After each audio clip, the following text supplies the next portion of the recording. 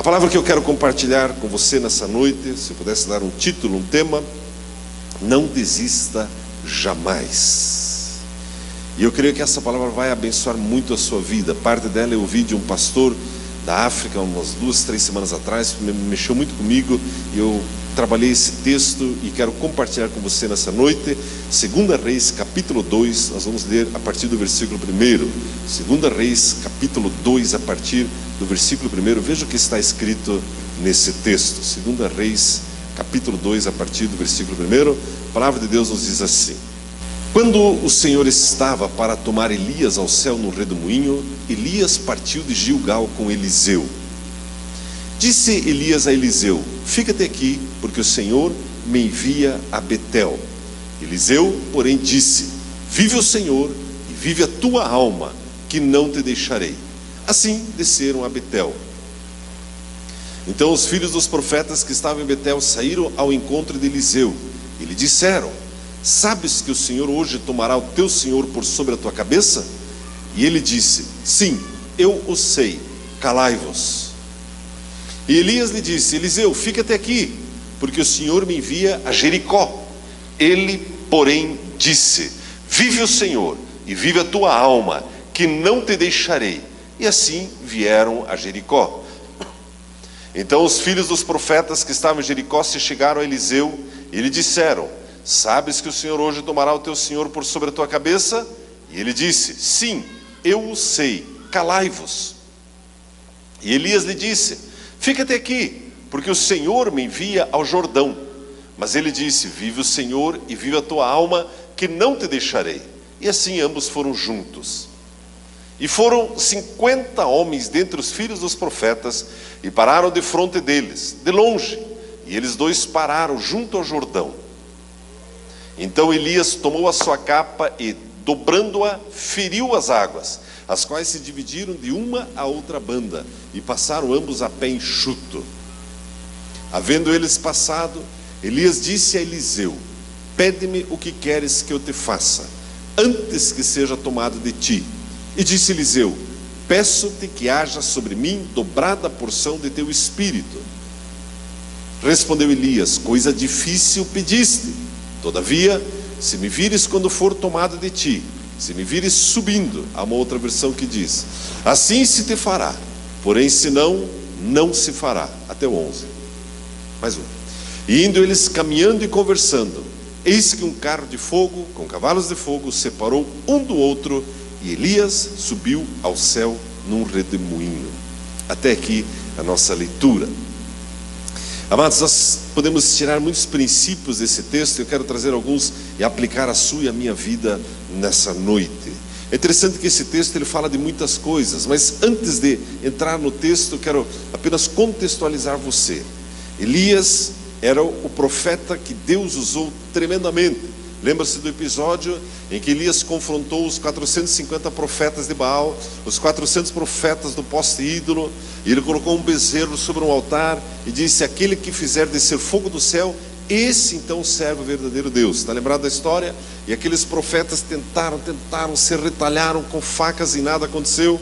Elias manda jogar água sobre aquele holocausto, é jogado água, e ele faz uma oração e o fogo desce do céu. Lembra-se desse episódio? Esse foi Elias. Elias foi o homem sobre quem o Espírito Santo repousava naqueles dias. Aliás, uma instrução importante, um ensino importante. Nos dias de hoje, o Espírito Santo é derramado sobre toda a carne. Todos nós aqui podemos profetizar, podemos orar em línguas. O Espírito Santo está sobre a sua vida. No entanto, nos dias do Antigo Testamento, o Espírito Santo era dado sob medida, em ocasiões específicas, para pessoas específicas, com propósitos específicos, por tempos específicos. E Elias era uma dessas pessoas. E Elias está exercendo o ministério dele nos dias bíblicos, nos dias de Israel, e ele vê um jovem chamado Eliseu, e ele chama Eliseu para caminhar com ele. Mais ou menos como os nossos pescadores aqui jogaram a rede, Elias jogou a rede e pescou Eliseu. E a Bíblia diz que Eliseu prontamente queimou o seu carro, fez um churrasco dos bois que ele tinha, e ele passou a seguir e servir Elias. Muito bem, então Elias e Eliseu. E agora, nesse momento, a Bíblia diz, e nós acabamos de ler, que Elias estava para ser tomado para o céu. Primeiro, ainda na nossa introdução, primeira aplicação, irmãos, a nossa vida, por mais gloriosa que seja sobre a terra, ela tem um tempo determinado. Sabe o que significa? Que você e eu precisamos aprender cada vez mais a valorizar o tempo de vida que Deus nos dá. Muitas pessoas desperdiçam esse bem tão precioso chamado tempo, vivendo a sua vida somente para si. Mas eu começo a olhar a Bíblia de Gênesis e Apocalipse, eu vejo que o que realmente importa na vida é servir o próximo. E eu tenho um tempo de vida determinado. Aliás, até os jovens estão se aposentando, né? É uma coisa incrível, né? Até os jovens se aposentam. O tempo de vida urge, irmãos, né? Fazendo parênteses, né? Eu acho que o novo ministro da Fazenda, Henrique Meirelles, ele tem razão de rever o negócio da aposentadoria, né? Como é que pode, né? Já aposentando tão cedo, Gilberto, outro dia também, quem não falou aqui que faltava um ano para aposentar? Mas, né, acho que mal tem 28, não sei como é que é isso, né? Mas, enfim, ainda bem, graças a Deus, que bênção para o Gilberto. Mas a Bíblia nos mostra que existe um tempo de vida e não é tão longo sobre a terra. E por mais glorioso que tivesse sido o ministério de Elias agora ia ser recolhido aos céus. É interessante nós vermos, amados, que esse texto não é o que eu quero ministrar hoje, mas ele fala de algo chamado cobertura espiritual. Muitas pessoas, mesmo cristãs, adotam a seguinte postura: não, eu vou vivendo a minha vida, eu não preciso de ninguém sobre a minha cabeça, Jesus cuida de mim, e eu também não vou na igreja, e eu faço o meu cultinho em casa, a minha reuniãozinha em casa, leio a minha Bíbliazinha em casa, e fico endemoniadinho em casa. Irmãos, isso não é bíblico. A Bíblia diz que nós não devemos, como é costume de alguém, deixar de ter reunião de casa em casa e de nos congregarmos. Nós precisamos uns dos outros, irmãos. Perante Deus somos todos iguais, mas na nossa função na igreja, Deus estabeleceu um modelo, Deus estabeleceu uma hierarquia. E esse texto nos mostra o quanto Eliseu valoriza a cobertura espiritual que estava sobre ele, a ponto de Eliseu, fica aqui. Ele diz: não largo. Fica aqui. Não largo. Mas fica, não solto. Deus me chamou para servir você, eu não vou te largar. Irmãos, aonde estão esses cristãos? Dê uma olhadinha para o seu lado, tem um exemplar do seu lado. Amém. Que não largam a sua fé em Jesus, o seu compromisso com a igreja, a sua fidelidade, não largam. Não é interessante, irmãos? Em tempos que a igreja brasileira, estou falando agora organização, não o organismo, ok? O organismo igreja, a igreja de Jesus é forte, atuante, sarada, não fale mal da igreja. Mas como organização, muitos cristãos estão sendo um pouco levianos com Deus. Acabou meu tempo aqui. Acabou? Deus me disse. Tá. Aí vai 6 meses na outra igreja. Agora acabou meu tempo aqui. Mas acabou também? Mas que Deus confuso. Não, acabou. Acabou meu tempo aqui. Deus me... Não, que acabou meu tempo aqui, irmãos? Mas pastor, a pessoa não pode trocar de igreja? Pode trocar de igreja. Eu não estou dizendo isso. Mas essa leviandade de compromisso com a igreja, isso não é de Deus. Amém, irmãos? Faz sentido isso para vocês, não? Não sei. Eu estava pensando. Olha o que estava pensando. Essa semana eu recebi uns pastores aqui e vieram conversar, e eu passei justamente na quarta-feira à tarde, estava terminando o culto das mulheres, e eu falei: irmãos, vamos subir por aqui, porque elas têm um cafezinho com um bolinho quando termina o culto delas, imperdível, vamos passar por ali. Aí eu penso, os 3 pastores entrando ali e tal, as irmãs ali, tá, conversando, tá, e a gente faz aquela carinha de cachorro magro, né, passa. Pastor, quer um café, um bolinho? Está na hora que chegou bem. Poxa, é mesmo, irmão, vamos ali. Isso funciona sempre, irmãos. Funciona sempre. Aí estamos ali tomando um cafezinho, comendo um bolinho. E aí tinha, eu não conheço todas as irmãs que estão ali. E aí tinha uma assim que eu passei assim, acho que essa não é da igreja. Aí o pastor Michael, que é da Bola de Neve, ele é uma figura, né? Ele: ô irmã, você é lá do Bola, o que você está fazendo aqui?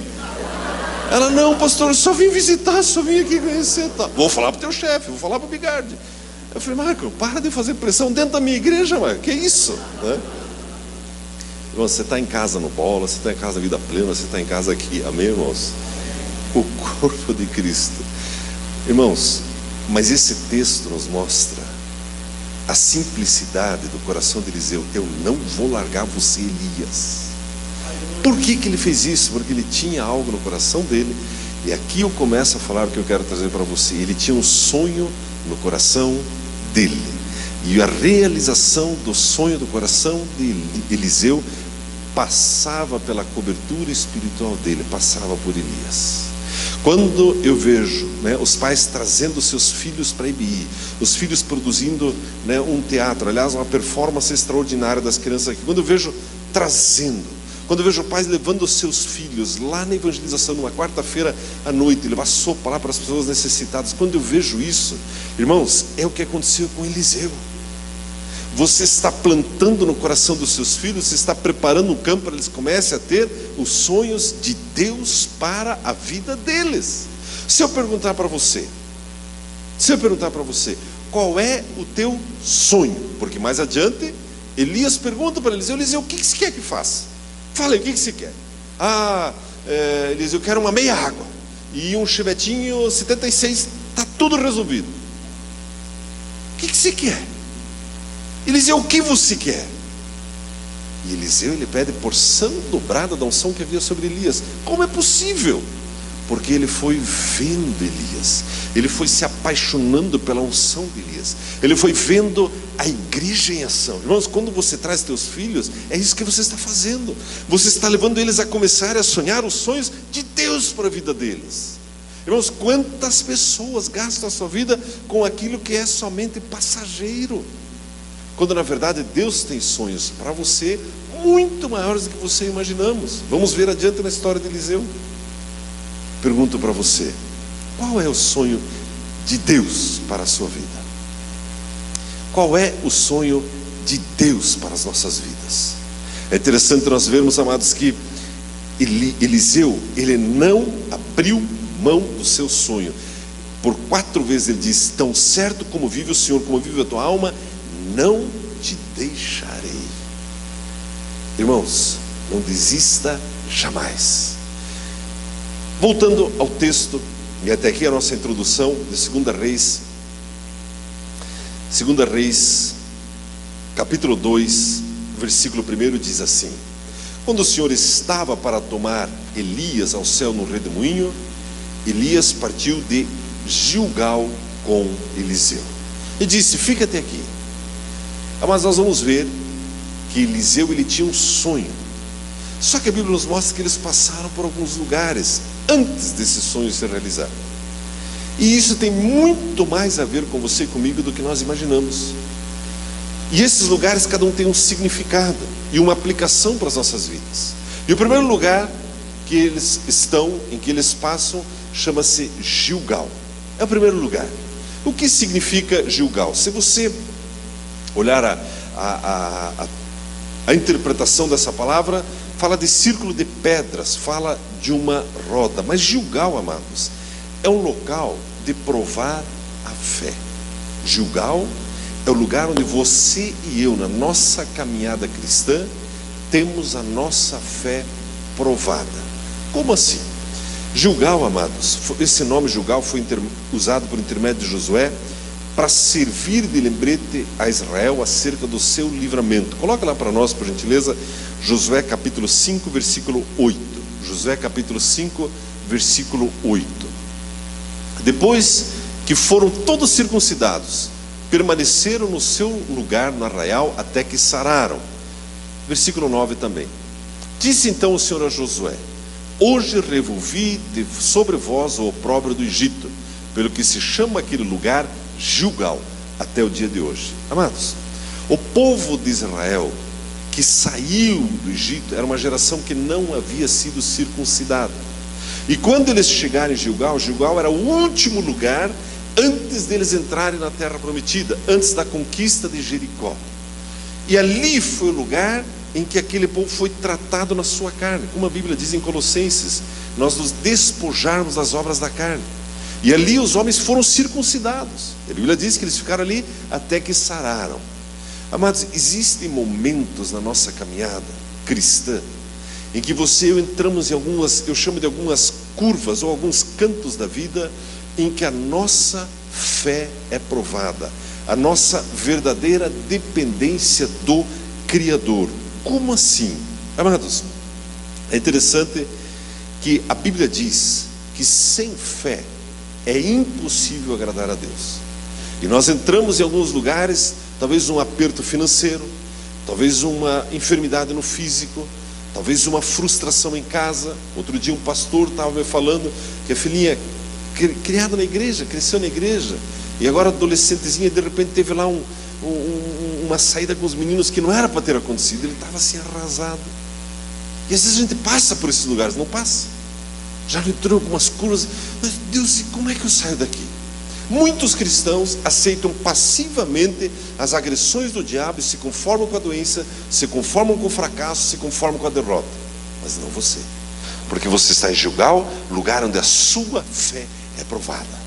E ali você começa a conhecer a palavra de Deus e crer nas promessas de Deus e buscar o cumprimento das promessas de Deus para a sua vida. Irmãos, lembra-se que semana passada ministramos a palavra, Jesus já sabia o que ia fazer? Estão lembrados? Quantos aqui tiveram alguma surpresa na área financeira a semana que passou? Algo que aconteceu na tua vida assim que, Deus, eu não imaginava isso. 1, 2, quem mais? 3 lá atrás, 4 ali, 5, 6, 7, 8, 9, 10. Não é maravilhoso? 11. Não é maravilhoso? E uma das experiências que eu vi essa semana, o irmão ele me falou que no domingo, quando eu estava pregando, Jesus já sabia o que ia fazer. Ele cutucou a esposa e falou: amanhã eu vou pagar aquele boleto. E ela disse: mas se você pagar aquele boleto, nós não vamos ter dinheiro para passar o mês. Jesus já sabe o que vai fazer, vou pagar. Vou pagar. Às vezes a mulher é mais valente, às vezes o homem é mais corajoso, né? Jesus já sabe o que vai fazer. E ele disse, segunda-feira foi lá e pagou o tal boleto. Na terça-feira ele falou: pastor, entrou um depósito que eu nunca imaginaria na minha vida. Um ressarcimento de um programa do governo, entrou o dinheiro certinho na minha conta, porque Jesus já sabia o que ia fazer. Irmãos, ou você começa a exercer a sua fé na obra de Jesus. A Bíblia diz que Jesus, ele é a nossa justiça. Então não é que você, eu tenho fé para comprar um carro novo. Não, eu tenho fé na obra de Jesus, que é completa e que permite trocar o carro, ter emprego, abrir portas, etc, etc, etc. Fé. Gilgal é o lugar onde a sua fé começa a ser exercitada. Você se depara com um filho doente, de repente naquela noite não tem médico, não tem São Rizal, não tem isso, não tem aquilo, não tem aquele outro, só sobrou você para orar ali pelo seu filho. Glória a Deus. E aí Deus pode fazer um milagre. E aí você vê o milagre na sua frente, e o seu filho sarado, a sua esposa, seu marido. E de repente na sua área financeira, ali acontece um milagre. Amado, Gilgal é o lugar de provar a fé. É interessante nós vermos, irmãos, que Gilgal significa o fim da vergonha, o local da provisão. Lembra-se que uns dias atrás uma irmã deu um testemunho aqui, eu não sei se foi de manhã ou de noite, mas ela estava falando sobre o que ela aprendeu na Fateme, né, que a provisão vem do provedor, do próprio Deus para as nossas vidas. Irmãos, não vai faltar nada para você. Não vai faltar nada. Você não sabe como é que está a minha situação. Não vai faltar. A Bíblia diz que não. Sabe por quê? Porque Jesus é teu pastor. Por que você não começa a conhecer as promessas de Deus para a sua vida, da Bíblia, e começa a declará-las sobre cada situação da sua casa? Eu vi um testemunho de um irmão ainda hoje que me disse: pastor, eu pratico a fé. Como assim eu pratico a fé? Eu unjo o meu local de trabalho. Como assim você unge? Eu unjo. Eu declaro a presença de Deus e eu repreendo as trevas para que pare de atrapalhar o meu negócio. Não é interessante, irmãos? Quando foi a última vez que você declarou a bênção, a palavra de Deus sobre o teu negócio, sobre o teu táxi, sobre o teu fogão, a área que você trabalha? Gilgal, um local de ser provada a nossa fé. É interessante que a Bíblia diz que eles saíram de Gilgal, e veja o que diz a palavra de Deus em 2 Reis capítulo 2, no versículo 2, diz assim: disse Elias a Eliseu: fica aqui em Gilgal, o Senhor me enviou a Betel, Porém Eliseu disse: tão certo como vive o Senhor e vive a tua alma, não te deixarei. E assim desceu a Betel. Irmãos, aqui mais um comentário. Esses lugares são lugares de passagem, não lugar de montar tenda, de fazer moradia. Se você está em alguma situação de aperto, não é o que Deus tem para a sua vida. Está claro isso? É a hora de exercer fé e de sair desse lugar, irmãos. Amém? Eliseu poderia ter ficado: vou ficar aqui. Não tenho fé suficiente mesmo, Elias. Acho que não é para mim mesmo. Esse negócio de porção dobrada, esse negócio de ministério, esse negócio de empresa grande, deixa para lá. Não. Não vou te largar. Eu vou com você para Betel.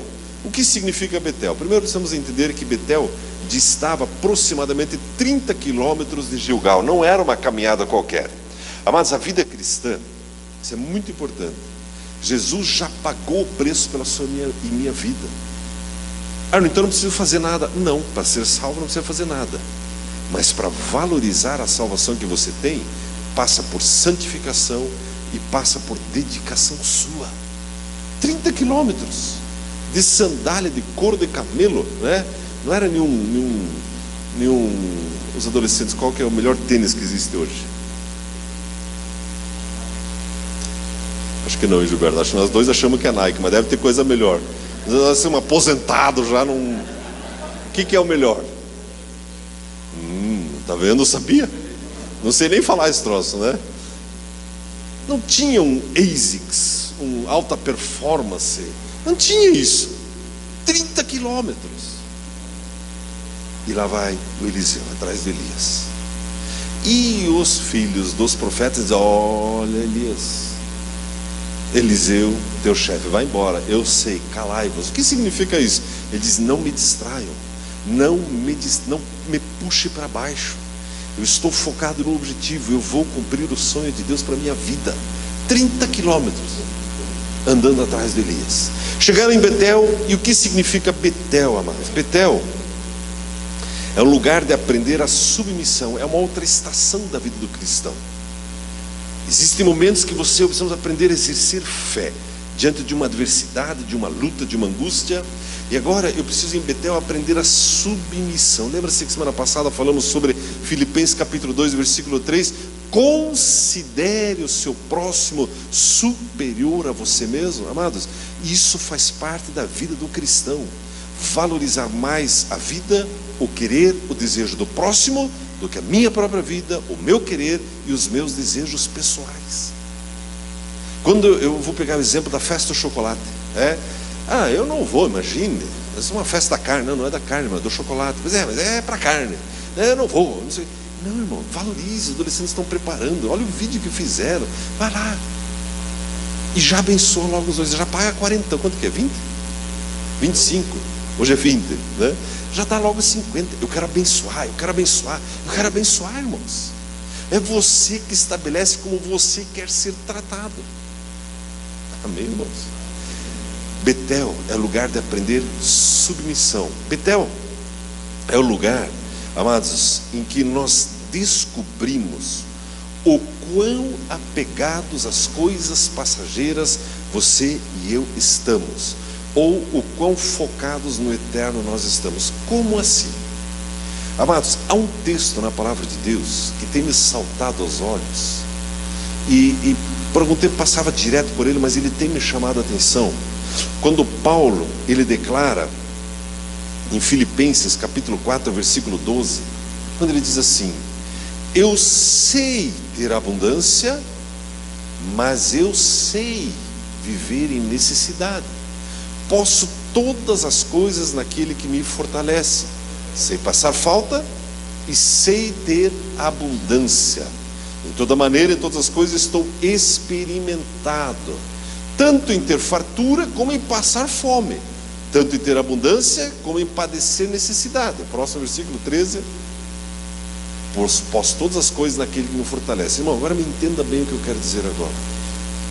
Irmãos, a Bíblia está dizendo que Paulo aprendeu a viver em abundância, mas também aprendeu a viver em necessidade. Irmão, quem sabe viver em necessidade? Aquele que está com seus olhos fixos em Jesus e não está preso a nada nesse mundo. Imagine que você seja um industrial e você durante 50 anos da sua vida construiu uma indústria de alimentos e você é o maior produtor nacional de azeitonas e você trabalhou, lutou por aquele negócio, um negócio abençoado, ungido, 1000 funcionários, e construiu, e fez, e aconteceu, e foi, e de repente, em alguma curva da vida, em um ano, você perde tudo aquilo, e você é crente, demite todo mundo, a fábrica é vendida, passa um trator por cima dela, o terreno é vendido, é leiloado, e você fica olhando aquele campo, mas Deus, não foi o Senhor que me deu isso? O que aconteceu? Já não aconteceu com alguns de nós isso? E já não aconteceu de alguns de nós ficarem desesperados, inclusive culpando a Deus? Deus, mas eu dizimava. Deus, mas isso, mas aquilo. Paulo diz, eu sei ter abundância, mas eu sei ter necessidade. Mas o que isso exemplifica, o que isso nos ensina, é que Paulo não estava apegado a nada que era passageiro. Cuidado com a hipervalorização daquilo que você perde por uma ou outra razão. Betel é um lugar de aprender submissão, é um lugar de você se conhecer o quanto você está se deixando dominar pelas coisas aqui do mundo. Eu já comentei esse exemplo com vocês, mas quero ilustrar de novo, né? Uma vez, eu me lembro do irmão, o carro dele estava sempre brilhando, tinindo, e justo os irmãos que pediam carona para ele moravam na rua que tem barro, e estava sempre chovendo para ir no grupo, né? Sempre com chuva, e sempre bastante criança que gostava de pirulito e estava sempre gripadinho, né? Aquilo quando entra no carro, esparrama tudo, e já cai um pirulito no banco, e já cai entre o banco ali o iogurte, e o irmão tendo urticárias no banco da frente, lá, vendo o carro dele sendo consumido em meia hora, desaparecendo o banco de trás do carro dele, né, sendo corroído por tanta coisa que aquelas crianças colocaram ali dentro. Irmãos, o carro fica velho, o carro desaparece, e o que fica é o que você fez para aquelas crianças, para aquelas pessoas. Não é verdade, irmãos? Betel é um lugar de você se conhecer, o quanto te agride você perder alguma coisa, ou o quanto você aprende a confiar em Deus. Deus, a minha segurança não está nas riquezas que eu possuo, a minha segurança está em Ti, Jesus. Está claro isso, irmãos? Betel é um lugar em que nós aprendemos a nos conhecer. Por exemplo, quando alguém levanta uma calúnia contra você. Já falaram mal de você? Ei, pastor, é só entrar na fila. É uma multidão que fala mal. Depende do quanto você reage, mais tempo você precisa ficar em Betel. Esses dias eu compartilhei no meu Facebook a Marcha para Jesus. Aliás, né, vamos ter a marcha aí no final de semana do dia 18. Depois vamos ter o Festival Promessas, um presente de Deus para a nossa cidade. Aí eu coloquei lá, eu não sou muito de colocar lá, mas de vez em quando eu coloco lá, como dizem os jovens, de vez em quando se põe uma foto para testar a popularidade, né? Para ver o número de curtidas, quantas são, né? Mas depende, não. Enfim, coloquei lá o negócio da marcha e do festival. E aí, lá depois eu vi lá que tinha uns comentários, aí cliquei lá para dar uma olhada. Aí tinha um comentário, não sei, um abençoado lá colocou: o que menos tem é Jesus, o que mais tem é cifrão, ele colocou assim. Eu fiquei olhando, eu falei, então eu não sei aonde que tem dinheiro nisso, né? A gente só gasta, né? Aonde que... Aí eu fiquei olhando, acho que eu vou responder, não vou responder. Irmãos, não importa se te caluniam, não fique respondendo. Quanto mais você responde, quanto mais você reage, mais tempo em Betel tratando a sua carne. Quanto menos preso àquilo que é passageiro você está, mais rápido você sai desse lugar. Lembre-se, são lugares de passagem, porque a Bíblia diz que Jesus nos chamou para uma vida em abundância. Claro até aqui, amados. Terceiro lugar, a Bíblia diz em 2 Reis capítulo 2, versículo 4: então Elias lhe disse: Eliseu, fica-te aqui, o Senhor me enviou a Jericó.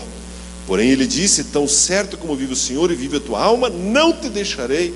E assim foram a Jericó. O que significa Jericó, amado, Jericó é o lugar das grandes batalhas, é o lugar das grandes vitórias. Jericó foi a primeira cidade que o povo de Israel conquistou ao entrar em Canaã. Uma tremenda vitória, algo extraordinário, algo que está reservado para o cristão. No entanto, houve uma grande batalha que exigiu a fé, que exigiu a renúncia do eu, e agora estavam eles lá diante de uma grande luta. Isso nos fala, irmãos, de algo que acontece com as nossas vidas. Jericó tipifica exatamente a atuação de Satanás e seus demônios que se opõem à sua vida. Mas muitos cristãos têm sofrido derrota após derrota por não reconhecerem que tem um inimigo chamado Satanás. Eu não gosto de ficar hipervalorizando a força dele, mas a Bíblia diz que eu devo resistir ao diabo. E aí então ele fugirá de mim. Mas sou eu que tenho que aprender a resistir à ação do diabo. E muitas pessoas, pegamos o exemplo de uma enfermidade. A enfermidade entra na casa e a pessoa não faz uma mísera oração. E enche de cataflã, de Tilenol, de não sei o que, gotas e não sei o que. Nada contra isso, mas irmão, resista às trevas. De repente você está lá no teu negócio, a semana inteira está todo mundo lá do seu departamento, da área que você trabalha, a escola que você trabalha, onde você está, murmurando, reclamando, xingando, falando mal, criticando, agredindo, falando, não vai dar certo, porque o meu mercado, porque... Muda isso. Você está diante de um Jericó, e esse Jericó de repente é o teu chefe, né? Ou o comprador daquela empresa. É um Jericózão. Aquilo é um Jericó que você não tem noção do tamanho. Até o nome do cara é Jericó, né? Eu já chamo de Jericó. Onde você vai? Eu vou no Jericó. Não compra nada. E você tem um produto que ele precisa comprar. Repreenda as trevas. Satanás, solte o Jericó. Eu repreendo a ação de Satanás no meu negócio, na minha casa, na minha família, no meu trabalho, no meu emprego. De repente você dirige um táxi e não está pegando passageiro, vá lá e repreenda as trevas. Satanás, você não vai impedir as pessoas de entrar no meu táxi. Jericó, mas é o lugar de aprender a guerrear. Nós temos um momento de cesta de libertação e é muito importante, mas você na sua casa, todo dia pode ter o seu momento do cesto de libertação. De repente um filho chega em casa e está indo mal nas notas, o professor está perseguindo, o professor está humilhando, está incomodando. Satanás, solte a vida daquele professor. Eu declaro o caminho aplanado para os meus filhos. De repente até o professor é abençoado, mas as notas não vão. Satanás, solte a mente do meu filho e comece a guerrear. Lá no seu grupo familiar, levante um pedido de oração e guerreie pelo seu filho.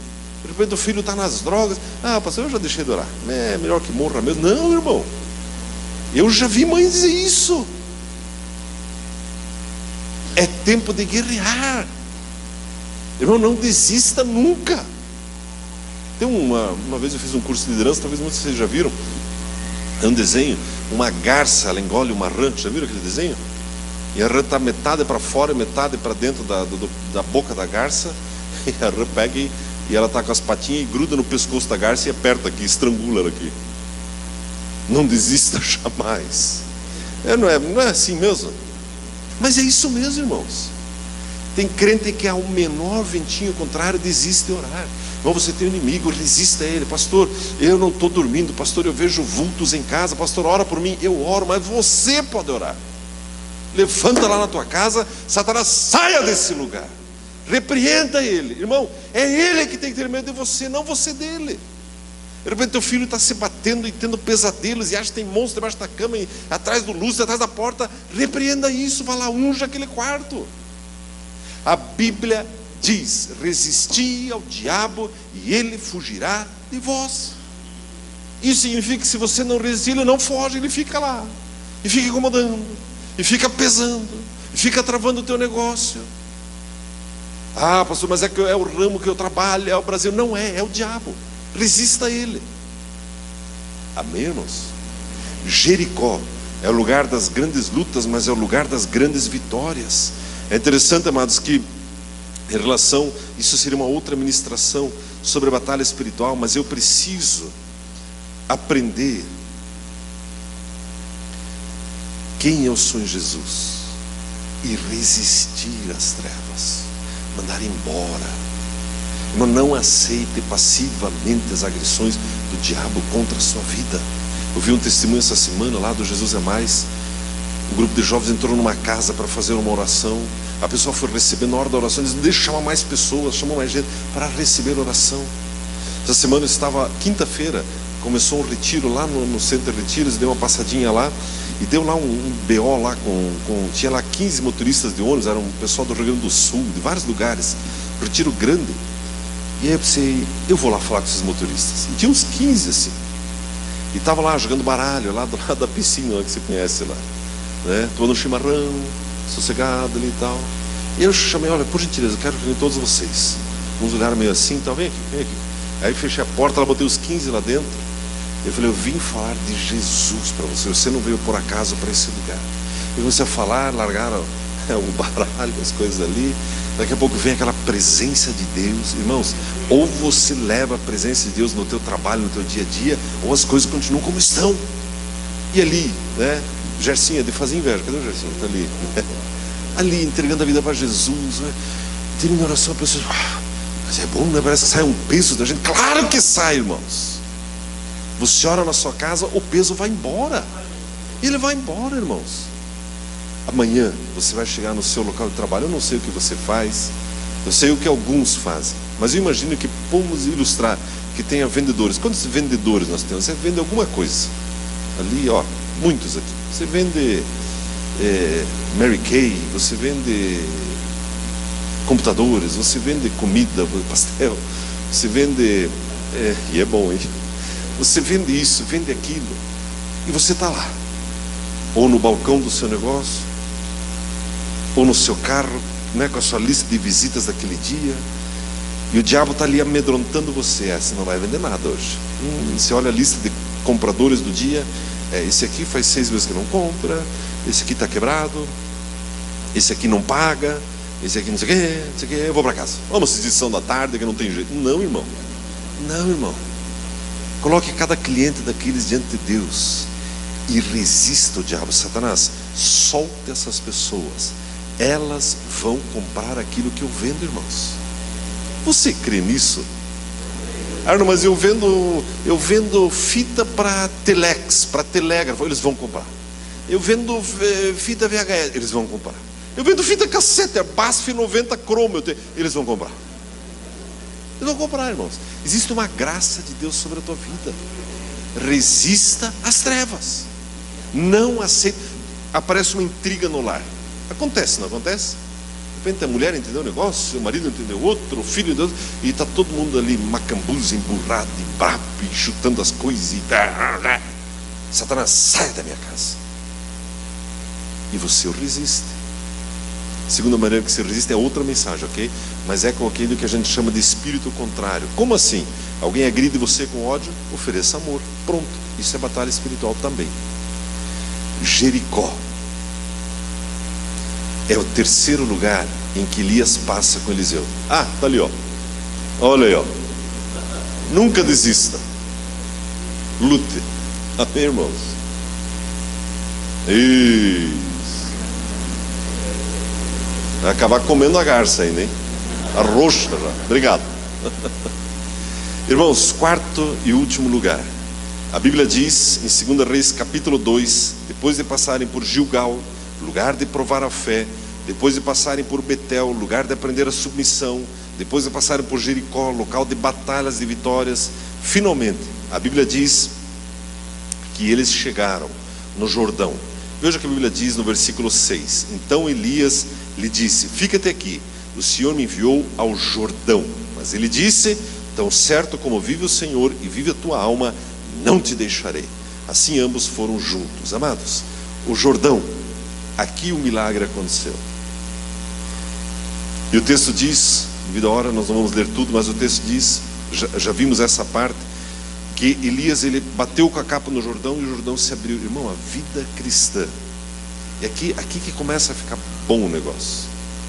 A vida cristã, ela é uma vida vivida no sobrenatural, nos milagres. Você anda sobre a palavra de Deus de milagre em milagre. de vitória em vitória. Todos esses lugares que nós passamos, Gilgal, Betel, Jericó, não são locais de permanência. Deus chamou você para uma vida em abundância, irmãos. Entenda isso. Muitas pessoas param nesses lugares e adotam a seguinte postura: mas Jesus disse que no mundo teria aflições mesmo. No mundo, você não é do mundo, irmão. Então a aflição não é para você, está claro isso? Não, mas Jesus disse, então eu vou levando, vou me arrastando por aqui. Não, irmão, não. Você tem um sonho, na verdade Deus tem um sonho para a sua vida. Comece a sonhar os sonhos de Deus. Eu não tenho nenhum sonho de Deus, então comece a buscar hoje. Aonde eu me inspiro? Na Bíblia e na igreja. É ali que eu me inspiro com os sonhos de Deus para a minha vida. Não é fora da igreja, não é no mundo, é na igreja. É ali que você começa a preparar um solo fértil para que os sonhos de Deus comecem a brotar no seu coração. Essa semana tive uma alegria tão grande, compartilhei junto com o Gilberto, com o irmão, um projeto novo aqui na igreja. E chamei esse irmão, falei: irmão, nós temos orado, temos visto, temos entendido, eu gostaria de confiar esse projeto para você.